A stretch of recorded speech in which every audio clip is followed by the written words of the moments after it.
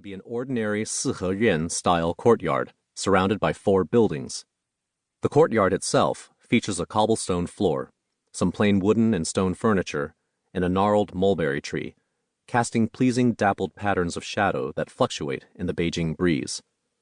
The buildings are a reverent recreation of hutong style, ornate wooden screens and furniture, brocade silk cushions and quilts in reds, yellows, and teals, hanging scrolls of calligraphy and ink painting, all very Qing dynasty, except for the modern kitchen ruled by Ai's live-in chef, Master Lin. Anyone dropping by would notice nothing more than a tastefully renovated 四合院 with remarkably good plumbing for one of the oldest neighborhoods in Beijing.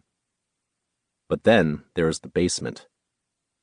Tucked behind a false wall in the kitchen, hidden down a steep, narrow stairway, Ai's underground lair is a dark, sleek refuge, a union of chic hotel lobby and modish bachelor pad, all shades of gray, stainless steel surfaces, and mood lighting.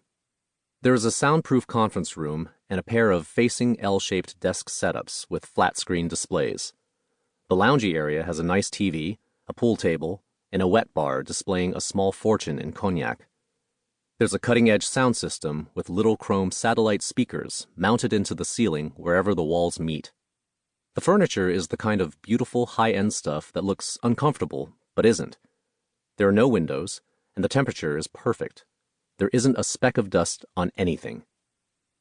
I take all this in as Sun and I stand on the inside of the vault-style door at the base of the stairs, waiting for Ai to acknowledge us.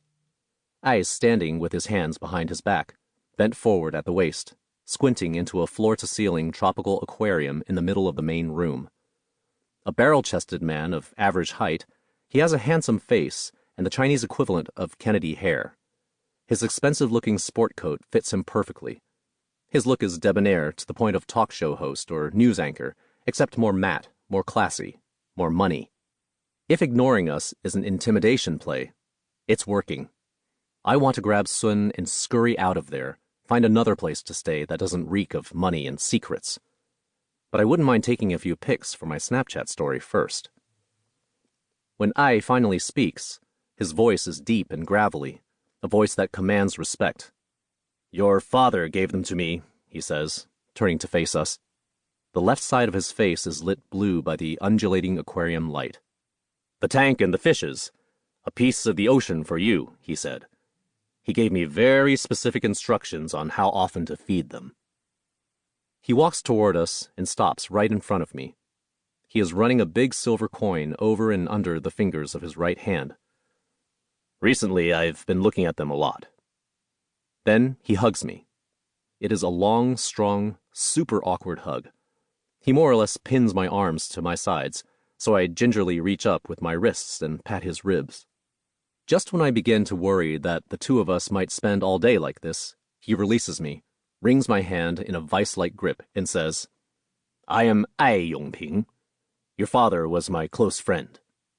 "Thank you. He was my dad, but also my close friend." Ai raises his thick eyebrows, and a wide smile spreads across his face. He turns to Sun. "Well, young Sun, what about you?" Sun shrugs and smiles without showing his teeth. "Ha! Ha! Ha! Ha! Ha! Ha!" Ai laughs. He actually laughs like that. "I knew it. He was your close friend, too. What a friendly son of a bitch. Ha! Ha! Ha! Ha! Here, come look at this stuff. You want a drink?" Within a few minutes, we are all perched on a futuristic sofa, looking at an old photo album and sucking down VSOPs. I have no idea what Biceps was talking about. Ai has no intention of breaking anybody's head. He is clearly the hands-down nicest guy in the world. "That's when I visited your dad in Hong Kong back in '79. Ha! Ha! Ha! You see what a dump he lived in."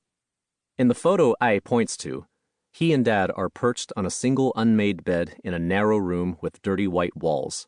Chungking Mansions. Dad has sideburns, a mustache, a cowboy shirt, and a deep tan. Ai wears a boxy suit and has his hair slicked back. They are grinning. Ai turns the page. "Ah, there he is with Bairu when she was pregnant with your big sister," Ai says, using Mom's Chinese name. Dad had adopted a more clean-cut look by then. and Mom wore a prim denim dress.